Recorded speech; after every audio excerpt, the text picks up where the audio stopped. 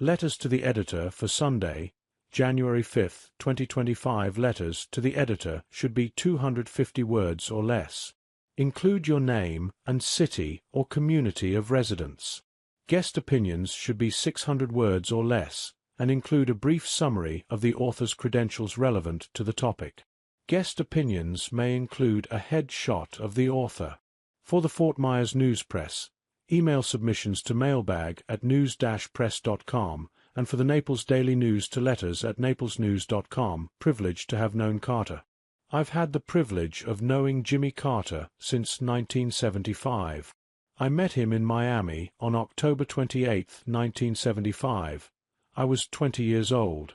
I worked for him during the Florida primary and the general election of 1976. Throughout the campaign I saw him numerous times and even hosted a tea for his mother, Ms. Lillian and Rosalind, at the Holiday Inn in Homestead, Florida, where I lived. After he won, President Carter invited all the people who worked for him in Florida to the White House for dinner. March 9, 1978, myself and a guest traveled to Washington, D.C., and had dinner, sat in the Blue Room in front of a fireplace, looked to my right, and there was the Washington Monument in the distance with a blanket of snow on the ground. The beauty of the moment changed my life. It was magical and made more shocking by my guest proposing to me right there in the Blue Room, sitting on a wing-back chair in front of that beautiful fireplace. We danced to the Marine Band, surrounded by senators and congressmen. Now, 48 years later, my guest and I can still share this story with our grandchildren. The stories that must be out there of the lives he touched, minus what a game-changer he was. Rest in peace, Mr. President. You are loved and you will be missed. Breaking bread with billionaires. After his election in 2016, President-elect Trump triumphantly toured portions of the country, thanking rank-and-file voters who helped elect him.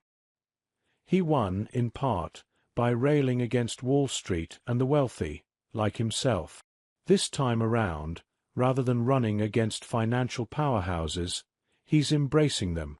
Staying home, he's welcoming a bevy of billionaires to Mar-a-Lago as they pay homage to him, hoping to stay in his good graces for future considerations by him and his administration, while avoiding adverse consequences in keeping with the hostility he promised during the campaign for those who do not support him. While the efforts of these elites to ingratiate themselves with the incoming president and his underlings is understandable, it makes one wonder what happened to his campaign mantra, attacking the elites, a category these moguls surely comprise. The march to Mar-a-Lago of the billionaires also makes one ponder whether he'll get around to hearing other voices besides those seeking favorable treatment in exchange for big checks for the benefit of their host. It might behoove the incoming president to invite a single parent struggling to make ends meet, an elderly couple worried about Republican efforts in Congress to diminish their Social Security payments, a young couple striving to finance a starter home, a young college graduate awash in student debt, a member of the LGBTQ+ community who has encountered harassment, intimidation, and maltreatment because of sexual orientation, a Jew and a Muslim subjected to threats because of their ethnicity, a woman who has suffered physically and otherwise by not being able to access reproductive health care in one of those red states that restricts those opportunities, an ailing individual lacking or denied adequate health insurance coverage, and a family member of a victim of firearm violence, among others.